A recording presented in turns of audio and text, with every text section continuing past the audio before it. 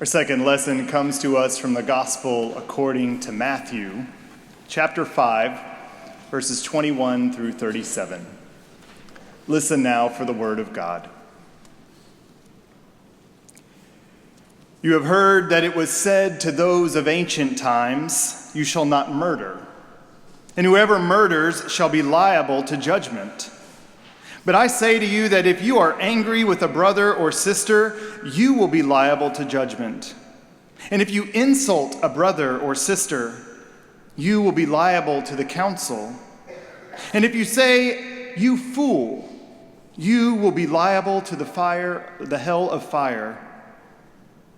So when you are offering your gift at the altar, if you remember that your brother or sister has something against you, leave your gift there before the altar and go. First be reconciled to your brother or sister and then come and offer your gift. Come to terms quickly with your accuser while you are on the way to court with him, or your accuser may hand you over to the judge and the judge to the guard, and you will be thrown into prison. Truly, I tell you, you will never get out until you have paid the last penny. You have heard that it was said, "You shall not commit adultery." But I say to you that everyone who looks at a woman with lust has already committed adultery with her in his heart. If your right eye causes you to sin, tear it out and throw it away. It is better for you to lose one of your members than for your whole body to be thrown into hell. And if your right hand causes you to sin, cut it off and throw it away. It is better for you to lose one of your members than for your whole body to go into hell. It was also said, "Whoever divorces his wife, let him give her a certificate of divorce." But I say to you that anyone who divorces his wife except on the ground of unchastity causes her to commit adultery. And whoever marries a divorced woman commits adultery. Again, you have heard that it was said to those of ancient times, "You shall not swear falsely, but carry out the vows you have made to the Lord." But I say to you, do not swear at all, either by heaven, for it is the throne of God, or by the earth, for it is his footstool, or by Jerusalem, for it is the city of the great King. And do not swear by your head, for you cannot make one hair white or black. Let your word be yes, yes, or no, no.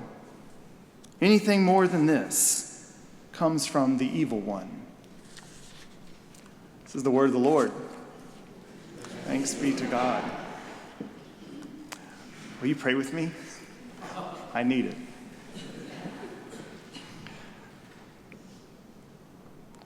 Holy One, may the words of my lips and the meditations of all our hearts be acceptable in your sight.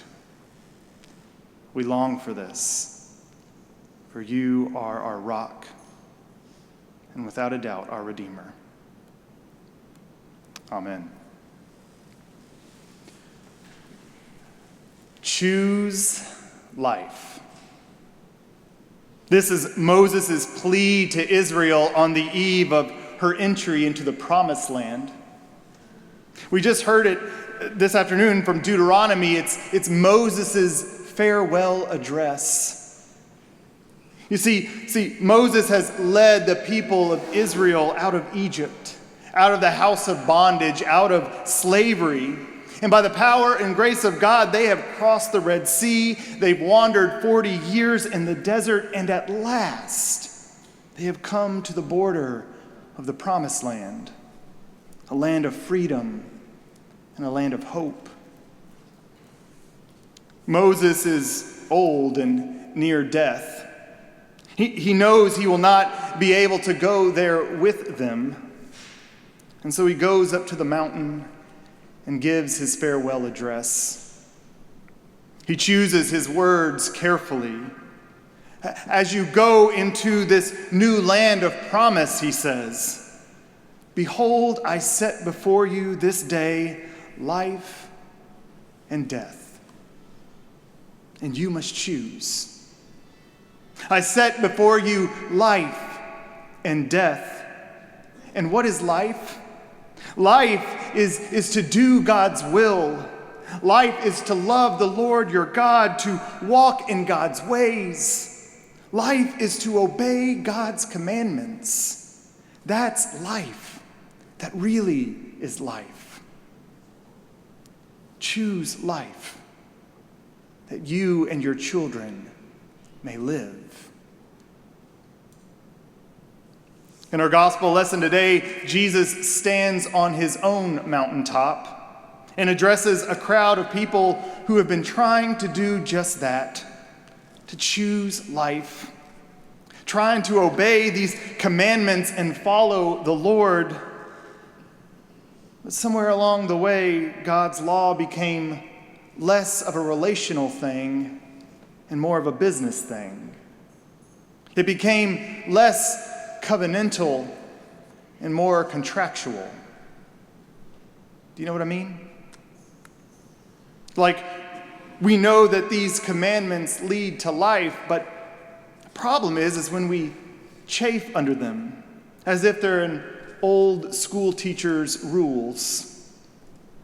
We chafe under them, or we just ignore them. That's common.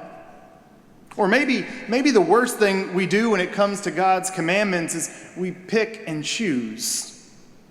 We say, these are interesting, but these aren't that interesting. And the ones we get really interested in are always something we don't personally struggle with, but other people do. And so we pull those out like, oh yeah, this is an important commandment for those people. And we begin weaponizing God's commandments. Growing up, I was taught that the law, especially the 10 Commandments, are there because they're God's prescription for our lives. People would say that the word Bible stood for basic instructions before leaving earth. You ever heard that? Just me? Basically, the importance of the Bible is that it gives us a checklist of all the things we're supposed to do, usually the things we're supposed to avoid, in order to be good followers of Jesus. I imagine that the folks who were listening to Jesus that day on a hillside might have thought the same. They knew there was a list of rules, the law, to follow. And now this new dynamic Rabbi Jesus was going to help them understand those rules once and for all so that they can get them right. And Jesus, master teacher that he is, begins with what everybody knows. Don't murder, check. Don't commit adultery, check. Don't get divorced, check. Don't be dishonest, check. There it is, right in front of us, black and white, the rules clearly spelled out in the law, and if we are good, godly people, we'll obey all of them to the letter, right? Check, check, check. But then, Jesus does what he always does, turns things on their heads, and makes us think in totally new and radical ways. Or as my grandfather would say, Jesus has quit preaching and gone to meddling. He starts in, you've heard that it was said that you shall not murder, but I say murder is not the real issue, is it? We all know we shouldn't kill each other, but what about anger and hateful words? That's where it all starts, isn't it? How many of you hang on to your anger for dear life, cling to outrage, and nurse a grudge, or two, or three? You've heard that it was said, don't commit adultery, but I say we all know that. Here's the less obvious. How often do you look at other people in ways that objectify them? Or see them as disposable sources for your own pleasure? You don't have to actually technically commit adultery to do that. You do it all the time. Or you've heard that it was said, don't get divorced. But I say, even though the law allows you men to initiate divorce for any reason you please, do you realize what happens to the most vulnerable people, women and children, in our society when you do that? Yes, the law is a good reminder to honor the promises you make when you get married, but more than that, don't treat people like possessions that you can just cast off when you're tired of them. You've heard that it was said to make sure you avoid taking oaths you don't intend to keep. But I say we should speak and act truthfully in all of our dealings so that we don't need to make oaths at all. If ever there was a mic drop moment, there goes our checklist. Jesus sounds somewhat extreme here. Surely we're not supposed to take these hyperbolic and demanding things at face value. Surely it cannot be that thinking a mean thought about someone is the equivalent to murdering her.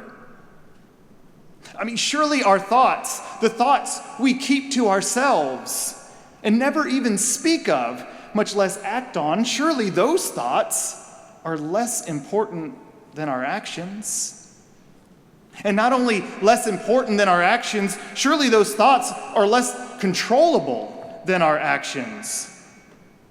I'm betting most of you in this room, you've made it this far in life without murdering anybody.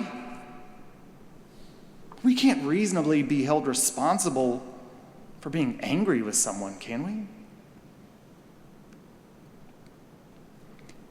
In the 3rd and 4th centuries, a group of Christians we now call the Desert Fathers did their best to try and meet that expectation. First, out of a spirit of renunciation, they left their lives in the cities of the Roman Empire in order to go and live out in the deserts of Syria and Egypt. They did so because they believed that their possessions, their position in society, and all the trappings of a marriage and family, they all interfered with their ability to do God's will. And so they went to the desert to fast and live quietly. It sounds amazing right now with 4 kids. However, when they got there, they noticed that they were still burdened by their thoughts.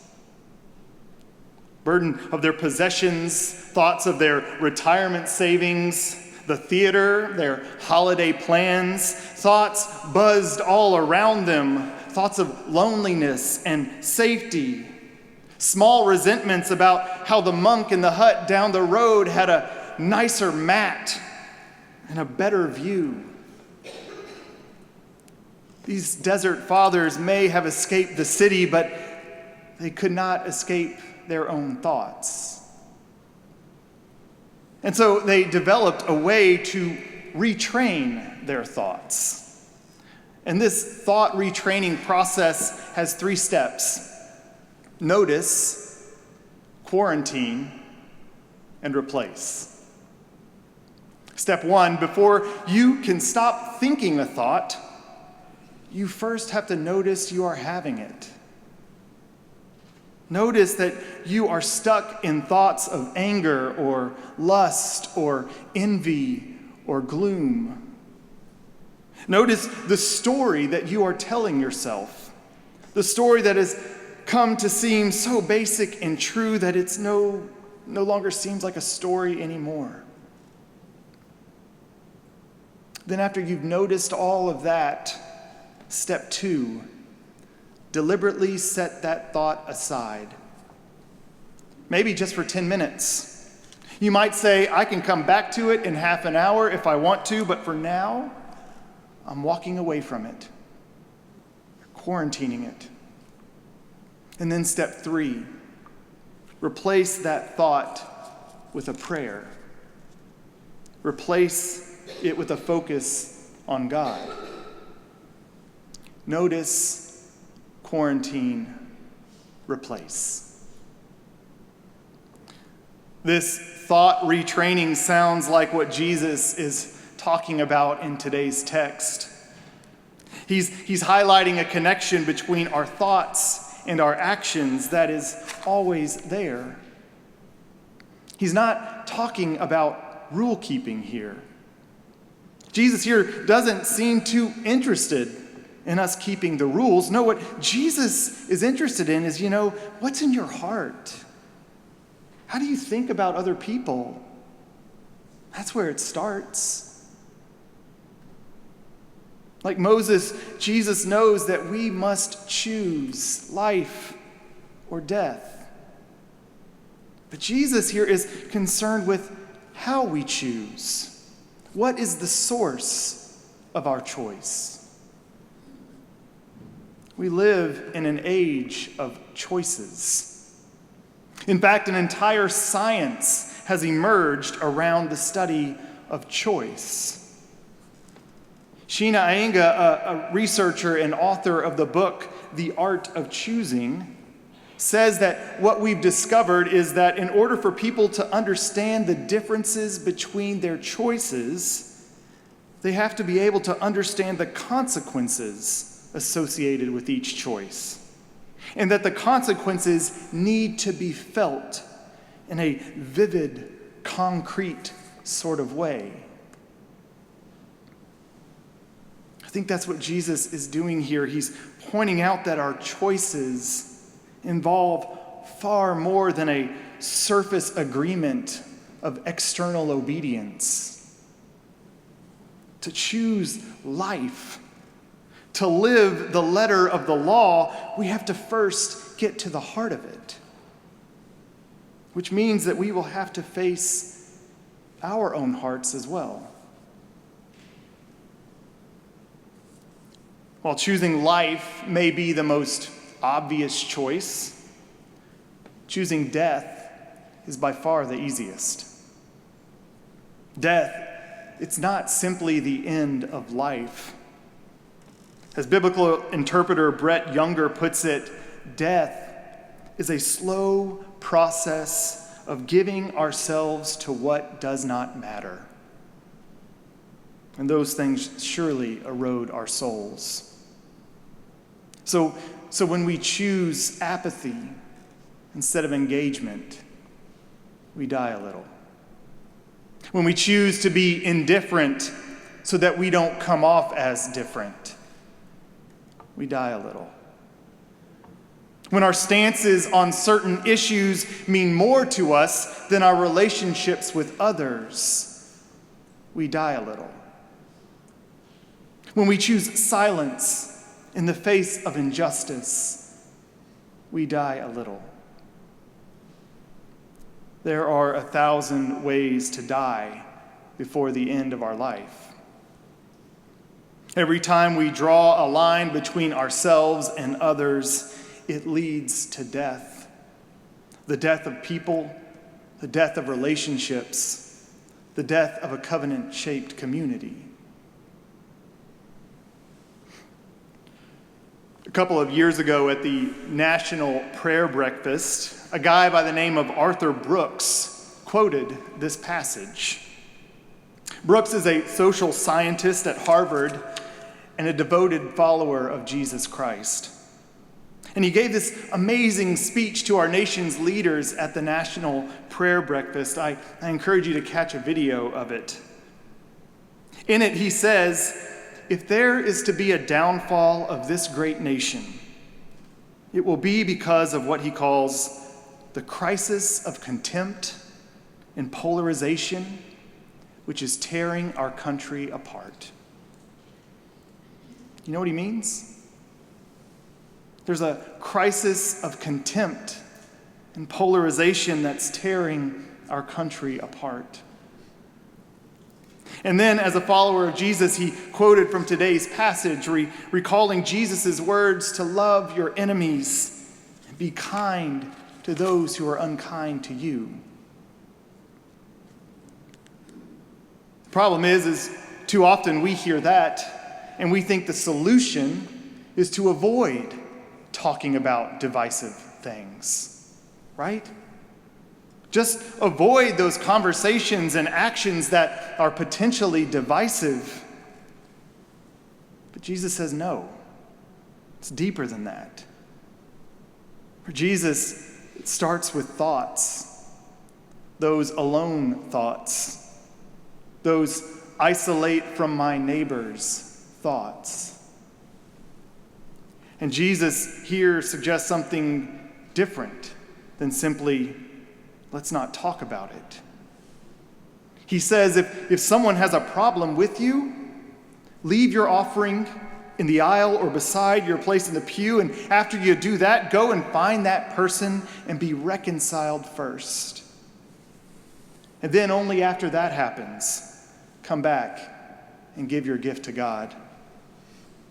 In other words, don't even give your offering until your relationships are made right again. Notice, quarantine, replace. And that's really what it boils down to. You see, if murder was a cover for not having to deal with conflict, if adultery and divorce are a cover for not having to deal with conflict, if swearing falsely is a cover for not having to deal with conflict, Jesus here in the heart of his sermon is saying, deal with it. Deal with it. And since y'all, I'm speaking from Jesus' point of view, since y'all lost the sight that the Torah was a gift from God to keep the imaginations of deadly conflict at bay, let me interpret the Torah in a way that will shine light on where the dealing with it starts. In 1939, Time magazine featured the two most influential women in America. One was Eleanor Roosevelt, and the other, Dorothy Thompson, the American journalist, the first American journalist to be expelled from Nazi Germany. And she said this, she said, peace is not the absence of conflict, but the presence of creative alternatives for responding to conflict, alternatives to passive or aggressive responses, alternatives to violence. That guy, Arthur Brooks, who spoke at the National Prayer Breakfast, he closed his wonderful talk with a pretty creative alternative to conflict. He said, in this world where crisis of contempt and polarization are tearing this country apart, he issued a bold challenge. He said, I want to invite you to be missionaries for love in the face of contempt. Missionaries for love in the face of contempt. I love that. I think it speaks to the heart of what Jesus is getting at, to be a missionary for love in the face of contempt. And what's interesting about missionaries is that they don't stay in the privacy of their living room and just think, well, I love everyone. No, missionaries, what they do is they get on a boat, they get on a plane, they go somewhere to be a missionary, and they do something. You can't be a missionary in the privacy of your own home or in your own echo chamber. What would it mean for us to be missionaries for love in the face of contempt? It sounds so much harder than checking off a checklist. It sounds painful. It sounds messy. It means that we would have to deal with the anger that we've not allowed ourselves to fully feel, or the anger that we've nursed for too long. It means we would have to tend to the little breaks in our relationships before they become gulfs. We are all just regular broken people after all. It's a tall order to hear that before we can bring our offering forward, we're to seek out those with whom we have conflict and try to make it right. Frankly, for some of us, that might be hard to imagine in our own family life, let alone in our congregation or our community. Take just a second and bring to mind someone with whom you have conflict. Can you imagine trying to make that right before participating in worship again? Did I just kill next week's attendance? Seriously, what would happen if everyone in our country who claims to be Christian took these words from Jesus seriously? What would happen if everyone in our very angry and fractured country who claims to be Christian purposely sought out just one person with whom they have a conflict and tried to repair that relationship?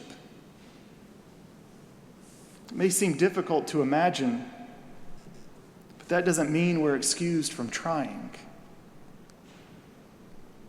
I wonder how we as a church could order our life so that anger never gets to fester.